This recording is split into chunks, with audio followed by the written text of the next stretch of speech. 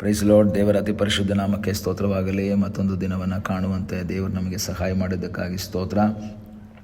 ಆತನು ಮಾಡಿದೆಲ್ಲ ಉಪಕಾರಗಳಿಗಾಗಿ, ಎಲ್ಲ ಆಶೀರ್ವಾದಗಳಿಗಾಗಿ ದೇವರಿಗೆ ಸ್ತೋತ್ರವನ್ನು, ಮಹಿಮೆಯನ್ನು ಸಲ್ಲಿಸ್ತೇನೆ. ಇಂದಿನ ವೇದ ಅಧ್ಯಯನಕ್ಕಾಗಿ ಒಂದು ವಾಕ್ಯವನ್ನು ಓದಿಕೊಳ್ಳೋಣ. 63ನೇ ಕೀರ್ತನೆ 5ನೇ ವಾಕ್ಯ. ಮೃಷ್ಟ ಭೋಜನದಿಂದಲೂ ಎಂಬಂತೆ ನನ್ನ ಮನಸ್ಸು ಸಂತುಷ್ಟವಾಗಿರುವುದು, ನನ್ನ ಬಾಯಿ ಉತ್ಸಾಹಧ್ವನಿ ಮಾಡುತ್ತಾ ನಿನ್ನನ್ನು ಕೊಂಡಾಡುವುದು. ದಾವೀದನ ಒಂದು ಕೀರ್ತನೆ ಇದು. ದಾವೀದನು ಅದರ ಹೆಡ್ಡಿಂಗಲ್ಲಿ ಓದಬೇಕಾದ್ರೆ ಯಹೂದ ಸೀಮೆಯ ಅರಣ್ಯದಲ್ಲಿದ್ದಾಗ ರಚಿಸಿದ ಕೀರ್ತನೆ. ಈಗ ದಾವೀದನು ಯಹೂದ ಸೀಮೆಯ ಅರಣ್ಯಕ್ಕೆ ಹೋಗಿದ್ದಾನೆ. ಸಾಧಾರಣವಾಗಿ ಈ ಅಡವಿ ಅಥವಾ ಅರಣ್ಯ, ಈ ಫಾರೆಸ್ಟ್ಗೆಲ್ಲ ಹೋಗ್ತಾರೆ. ಕೆಲವು ಟೈಮ್ಗಳಲ್ಲಿ ಊರಲ್ಲಿದ್ದು, ಸಿಟಿಯಲ್ಲಿದ್ದು ಬೋರ್ ಆದಾಗ ಒಂದು ಟ್ರೆಕ್ಕಿಂಗಿಗೋಸ್ಕರ, ಪಿಕ್ನಿಕ್ಕಿಗೋಸ್ಕರ, ಎಲ್ಲೋ ದೂರ ಸ್ಥಳಗಳಿಗೆ, ಔಟ್ಸ್ಕರ್ಟ್ಸ್ಗಳಿಗೆಲ್ಲ ಹೋಗುವಂತಹ ವ್ಯಕ್ತಿಗಳನ್ನು ನೋಡಿದ್ದೀವಿ. ಎಂಜಾಯ್ಗೋಸ್ಕರ, ಸಂತೋಷಕ್ಕೋಸ್ಕರ. ಆದರೆ ಇಲ್ಲಿ ನಾವು ನೋಡ್ತಾ ಇರೋದು ಸಂತೋಷಕ್ಕೋಸ್ಕರ ಅಲ್ಲ ಹೋಗಿರೋದು, ತನ್ನ ಪ್ರಾಣವನ್ನು ಉಳಿಸ್ಕೊಳ್ಳೋಕೆ ಹೋಗಿದ್ದಾನೆ. ಸೌಲನಿಗೆ ಭಯಪಟ್ಟು, ಸೌಲನ ಆ ಒಂದು ಕೋಪಕ್ಕೆ ಎದರಿ, ಎಲ್ಲಿ ಪ್ರಾಣ ಕಳ್ಕೊಳ್ತೇನೋ ಅಂತೇಳಿ ಯೋಚನೆ ಮಾಡಿ ಅವನು ಯಹೂದ ಸೀಮೆಯ ಅರಣ್ಯದಲ್ಲಿ ಹೋಗಿ ಬಚ್ಚಿಟ್ಕೊಂಡಿದ್ದಾನೆ, ಅಲಿತಾ ಇದ್ದಾನೆ. ಅಂಥ ಸಂದರ್ಭಗಳಲ್ಲಿ ಬರೆದಂತಹ ಒಂದು ಕೀರ್ತನೆ ಈ ಒಂದು ಕೀರ್ತನೆ. ಆಗಲೂ ಸಹ ಅವನು ಹೇಳ್ತಾ ಇದ್ದಾನೆ 1ನೇ ವಾಕ್ಯದಲ್ಲಿ, ದೇವರೇ ನೀನೇ ನನ್ನ ದೇವರು, ನಾನು ನಿನ್ನ ದರ್ಶನವನ್ನು ಕುತೂಹಲದಿಂದ ಎದುರು ನೋಡುತ್ತೇನೆ. ಪಟ್ಟಣದಲ್ಲಿದ್ದಾಗಲೂ ನೀನೇ ದೇವರು, ಅರಣ್ಯದಲ್ಲಿದ್ದಾಗಲೂ ನೀನೇ ದೇವರು, ಅರಮನೆಯಲ್ಲಿರುವಾಗಲೂ ನೀನೇ ದೇವರು, ಅರಣ್ಯದಲ್ಲಿರುವಾಗಲೂ ನೀನೇ ದೇವರು. ಎಲ್ಲಿದ್ದರೂ ದೇವರು ನೀನು ಎಂಬುದನ್ನು ಅವನು ಹೇಳ್ತಾ ಇದ್ದಾನೆ. ನಮ್ಮ ಜೀವಿತದಲ್ಲಿ ಎಲ್ಲ ಚೆನ್ನಾಗಿರಬೇಕಾದ್ರೆ ದೇವರು ನಮಗೆ ದೇವರಾಗಿರ್ತಾರೆ. ಆದರೆ ಸಮಸ್ಯೆ ಬಂದಾಗ ಕೆಲವರಿಗೆ ದೇವರನ್ನು ಯಾಕೋ ಒಂಥರ ಬೇಸರ ಆಗಿಬಿಡುತ್ತೆ. ಎಲ್ಲಿ ದೇವರು ನನಗೇನು ಮಾಡಲಿಲ್ಲ, ನನ್ನ ದೇವರು ಯಾಕೆ ಈ ಕಷ್ಟ ಕೊಟ್ಟರು, ನನ್ನ ದೇವರು ಯಾಕೆ ಈ ಸಮಸ್ಯೆ ಕೊಟ್ಟರು ಎಂಬುದಾಗಿ ಒಂದು ಸಂಶಯದ ದೃಷ್ಟಿಯಿಂದ, ವೇದನೆಯ ದೃಷ್ಟಿಯಿಂದ, ಗುಣಗುಟ್ಟುವಿಕೆಯ ಮೂಲಕ ಅವರು ಮಾತಾಡ್ತಾರೆ. ನನ್ನ ದೇವರು ಯಾಕೆ ಈ ಥರ ಸಮಸ್ಯೆ ಕೊಟ್ಟರು, ಯಾಕೆ ಈ ಪ್ರಾಬ್ಲಮ್ ಮಾಡಿದ್ರು ಎಂಬುದಾಗೆಲ್ಲ ಯೋಚನೆ ಮಾಡ್ತಾರೆ. ಆದರೆ ದೇವರ ವಾಕ್ಯ ಹೇಳ್ತದೆ, ಪ್ರಿಯ ದೇವರ ಮಕ್ಕಳೇ, ನಿಮ್ಮ ಜೀವಿತದಲ್ಲಿ ಎಂಥ ಸಂದರ್ಭಗಳಲ್ಲಿಯೂ ದೇವರು ಬದಲಾಗಬಾರ್ದು. ಎಲ್ಲ ಸಂದರ್ಭಗಳಲ್ಲಿಯೂ ಆತನೇ ನಮ್ಮ ದೇವರಾಗಿರಬೇಕು. ಈಗ ಅಲ್ಲಿ ಅರಣ್ಯದಲ್ಲಿರುವಂತಹ ಈ ದಾವೀದನಿಗೆ ಒಂದು ವೇಳೆ ಸರಿಯಾದ ಆಹಾರ ಇರಲ್ಲ, ನೀರಿಲ್ಲ, ವಸ್ತ್ರ ಇಲ್ಲ, ಯಾವುದೂ ಇಲ್ಲ.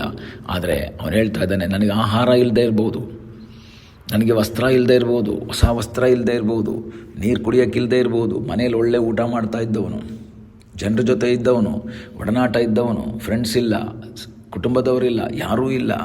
ಆದರೆ ಅವನು ಹೇಳ್ತಾನೆ, ನನ್ನ ಮನಸ್ಸು ಮಾತ್ರ ಸಂತೋಷವಾಗಿದೆ. ನನ್ನ ಮನಸ್ಸು ಯಾವ ಥರ? ಮೃಷ್ಟ ಭೋಜನದಿಂದಲೋ ಎಂಬಂತೆ. ಒಳ್ಳೆಯ ಔತಣವನ್ನು ಊಟ ಮಾಡಿದಾಗ ನಮ್ಮ ಮನಸ್ಸಿಗುಂಟಾಗುವಂತಹ ಸಮಾಧಾನ ಇದೆಯಲ್ಲ, ನೆಮ್ಮದಿ ಇದೆಯಲ್ಲ. ಈಗ ದಾವೀದ ಹೇಳ್ತಾನೆ, ಆ ಥರ ಐ ಆಮ್ ಹ್ಯಾಪಿ.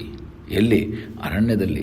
ದಾವೀದನೇ, ನಿನಗೆ ಸರಿಯಾದ ಆಹಾರ ಇಲ್ಲ, ನಿನ್ನ ಜೊತೆಯಲ್ಲಿ ಯಾರೂ ಇಲ್ಲ, ನೀನು ಬಹಳ ಕಷ್ಟಪಡ್ತಾ ಇದೆಯಾ, ನೀನು ಇಕ್ಕಟ್ಟಲ್ಲಿದೆಯಾ, ಪ್ರಾಣ ಕಳ್ಕೊಳ್ಳುವಂತಹ ಸನ್ನಿವೇಶ ನಿನ್ನ ಮುಂದೆ ಬಂದಿದೆ, ಈಗ ಪ್ರಾಣವನ್ನು ಉಳಿಸ್ಕೊಳ್ಳೋದಕ್ಕೆ ಓಡಾಗ್ತಾ ಇದೆಯಾ.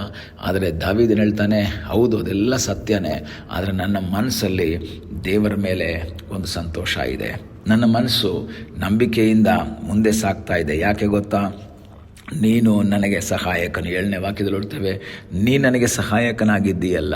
ಅವನಿಗೊಂದು ನಂಬಿಕೆ ಇದೆ, ನನ್ನ ದೇವರು ನನಗೆ ಸಹಾಯಕನಾಗಿದ್ದಾನೆ. ಈ ಬೆಳಗ್ಗೆ ವಾಕ್ಯವನ್ನು ಕೇಳುವಂಥ ದೇವರ ಮಕ್ಕಳೇ, ನಿಮ್ಮ ಜೀವಿತದ ಪರಿಸ್ಥಿತಿಗಳು, ಸನ್ನಿವೇಶಗಳು ಎಷ್ಟು ವೇದನಾಜನಕವಾಗಿದ್ದರೂ, ಎಷ್ಟು ಕಣ್ಣೀರಿನಿಂದ ತುಂಬಲ್ಪಟ್ಟವುದಾಗಿದ್ದರೂ ಸಹ ದೇವರ ಮುಖವನ್ನು ನೋಡುತ್ತಾ ದೇವರ ಸನ್ನಿಧಾನದಲ್ಲಿ ಪ್ರಾರ್ಥಿಸುವುದಾದರೆ ನಮಗಾಗಿ ಅದ್ಭುತವನ್ನು ಮಾಡುವ ಸರ್ವಶಕ್ತನಾದ ಒಬ್ಬ ದೇವರಿದ್ದಾನೆ.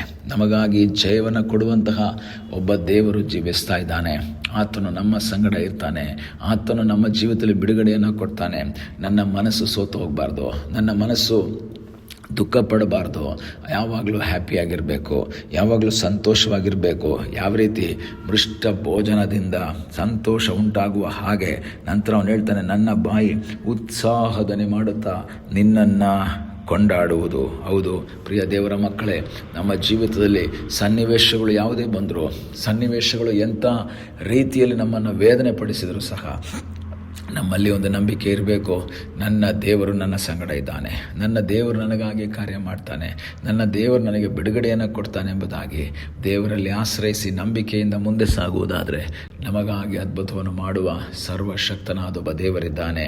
ಈ ದಿವಸಗಳಲ್ಲಿ ಕರ್ತನಿಗೆ ಹೇಳೋಣ, ಸ್ವಾಮಿ ನನ್ನ ಶರೀರ ಕುಂದಿ ಹೋದರು, ಪೌಲ ಹೇಳ್ತಾನೆ ನನ್ನ ಶರೀರ ಹೀಗೆ ಕ್ಷಯಿಸ್ತಾ ಇದ್ರು, ನನ್ನ ಆಂತರ್ಯ ಹೊಸದಾಗ್ತಾ ಇದೆ, ನನ್ನ ಆಂತರ್ಯದಲ್ಲಿ ಸಂತೋಷ ಇದೆ.